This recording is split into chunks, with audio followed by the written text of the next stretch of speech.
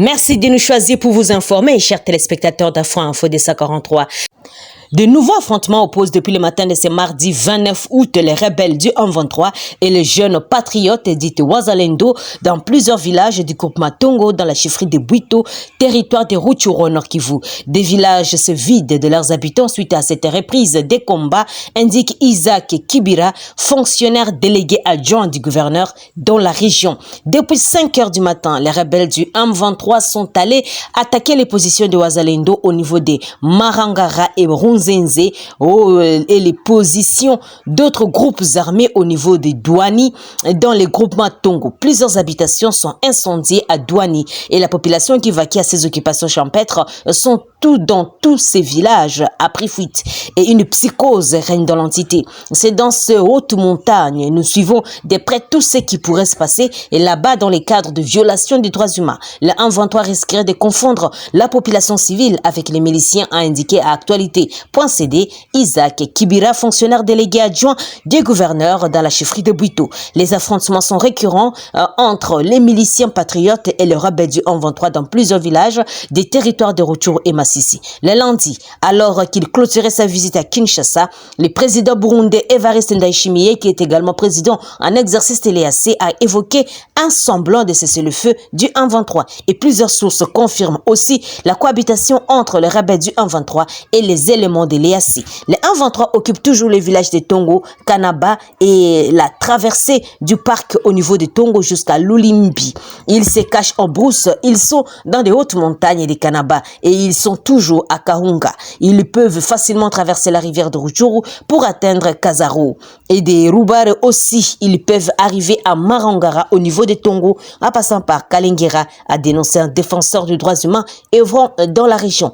À ce jour, plusieurs sources confirment cependant les retraits totales des éléments du 1-23 des villages de Kishiche, de Bambo et de Kabizo où des graves massacres de civils ont été opérés par ces rebelles fin 2022 et ces entités sont toujours sous contrôle des forces de défense et de sécurité congolaises. La visite de 2 jours à Kinshasa du président burundais Evariste Ndayishimiye a pris fin le lundi 28 août. Au cours de cette visite, un protocole de défense a été officiellement signé entre la République démocratique du Congo et le Burundi. Les deux dirigeants ont également abordé la question épineuse de la rébellion du 1-23 soutenue par le Rwanda dans la région de l'Est de la République démocratique du Congo. Concernant le 1-23, le président Ndayishimiye a souligné que malgré une apparence de cessation des hostilités, les tensions persistent. Il a pointé du doigt la perception des taxes par le 1-23, signe que la situation demeure instable. Même s'il y a un semblant de cessation des hostilités, et ce n'est pas réel, le 1-23 continue de percevoir les taxes. Et tout cela montre qu'il y a encore des tensions. Notre mission est de faire taire les armes. Nous devons nous y mettre si la région n'est pas très active, a déclaré le président burundais. En ce qui concerne les groupes armés étrangers, le président Ndayishimiye a exprimé une vision commune de la responsabilité régionale. La mission est de contraindre les groupes armés étrangers à déposer les armes et à retourner dans leurs pays respectifs. Et cette mission ne relève pas uniquement du gouvernement congolais, mais de toute la région, a-t-il affirmé. S'agissant du processus de cantonnement des groupes armés, le président a évoqué sa complexité rendant difficile une distinction nette et il a répondu aux critiques visant le gouvernement congolais, soulignant que la lutte contre les groupes armés étrangers était une responsabilité collective.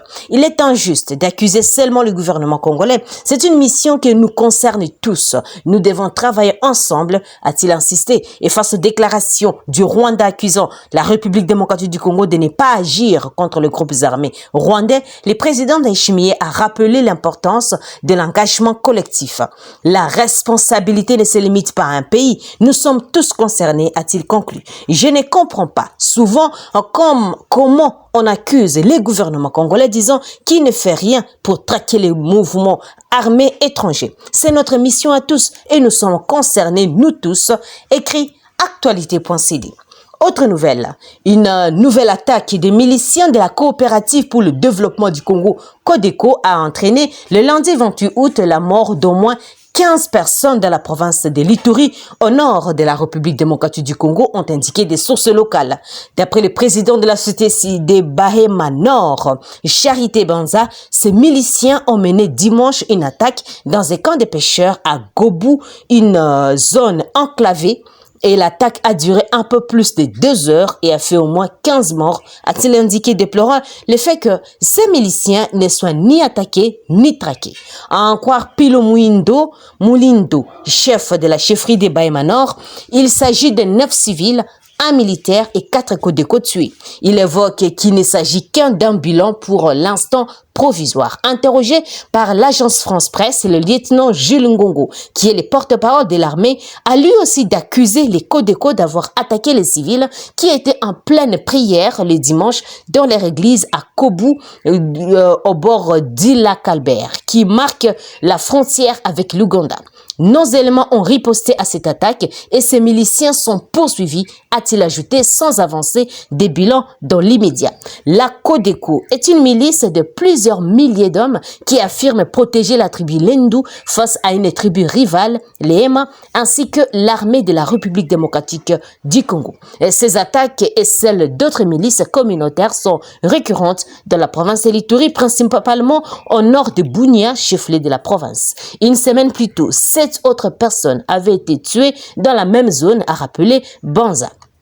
Après une décennie d'accalmie, les conflits meurtriers en Ituri entre les Hema et les Lendu a repris depuis fin 2017. Selon l'Organisation des Nations Unies, ces conflits a provoqué la mort de milliers de civils et la fuite de plus d'1,5 million de personnes. Les précédents conflits entre milices communautaires avaient fait des milliers de morts entre 1999 et 2003 jusqu'à l'intervention d'une force européenne, l'opération Artemis, sous commandement français. Plusieurs groupes armés tels que les M23, parfois soutenus par le pays voisin, sévissent depuis 3 décennies dans l'est de la République démocratique du Congo, région notamment riche en minerais, note Politico.cd. Autre nouvelle, plusieurs magistrats civils et militaires ont été révoqués et d'autres démis de leur grade et fonctions le lundi 28 août par le président de la République, Félix Antoine Tshisekedi. Les ordonnances sur cette série de décisions ont été lues sur la chaîne nationale Radio-Télévision Nationale Congolaise, RTNC. Ces décisions touchent tout autant des magistrats du siège que ceux du ministère public, dont le juge, les procureurs et des substituts du procureur. Au nombre de magistrats révoqués, on compte un conseiller à la cour d'appel, Batena, un Chibandu, Chingandu, un juge du tribunal des grandes instances, et Kakwata Boabui, et aussi un juge du tribunal de paix, Mananasi Iduma. Ils font l'objet de cette révocation à la suite de leur condamnation définitive par la Cour de cassation, siégeant en appel en matière répressive et à des peines d'emprisonnement pour faux en écriture commis par un fonctionnaire. Un autre juge du tribunal de paix, Cambere Faustin, est lui révoqué à cause de sa condamnation à une peine d'emprisonnement pour un viol d'enfant. Le magistrat militaire, le major Nadeane Falanga Alexis, premier substitut de l'auditeur militaire garnison fait également partie de ces magistrats révoqués et suivant son dossier personnel. Parmi les magistrats démis d'office de la fonction, on note Bikoma Bainga, président du Conseil d'État, et il est démis de ses fonctions pour désertion, notamment Ndaya aussi Kaboulou, président de la Cour d'appel, Mouland Yav Mouland, qui est le président du tribunal des grandes instances, Mboyo Edobola, juge permanent du tribunal des commerces, Panga Landa, président du tribunal de paix, sont aussi sur la liste des magistrats démis d'office de leurs fonctions, suivant leur dossier personnel. Par ailleurs, le nombre d'autres magistrats ont été nommés à différentes fonctions. Leurs noms et fonctions ont été lus lors de cette même communication sur la radio-télévision nationale congolaise, RTNC. et notez aussi la radio onusienne radiocapi.net. Chers téléspectateurs d'Afro Info des 43, nous sommes arrivés à la fin de notre émission et nous vous disons merci de nous avoir suivis et merci à Saloumou Sankara Nyundu, à Blaise Landoua Mambou, depuis la province du Kasaï, Crispin Mouleba, depuis Kananga, Jacques Ilunga, Jean-Luc Boek, depuis l'Allemagne, Bayern de Munich, Raza Ondongala et Christine Maya Balusila, Justin Mouindo, Vianney Bakura, Dani Daniel, depuis la Norvège, Élisée Mukendi, Dadi Mukoko, depuis Kasumbalesa, Dr Mardoché, Blanchard Koupessa, Paulin Moutoumoko, Safidiane, depuis Indianapolis, Émile Oyumba, Ernest Joseph Mouyaya, Damien Moulenda, Christophe Malipi, Druganda, Patrick Chapwe, Assoumani Rajao, depuis l'Angola, Bofula Pedro Jacques, depuis Angleterre, Joël, depuis Mwanda au Congo central, Guillaume Malembo, John Kabila, Mutula Safari, Benzeru Mama et puis Floridon Boka. Merci vous tous de nous avoir fait des messages d'encouragement et de vos remerciements. Je suis Santiche Senga, présentement dans la province de la Tchopo pour Afro Info des 43. Au revoir.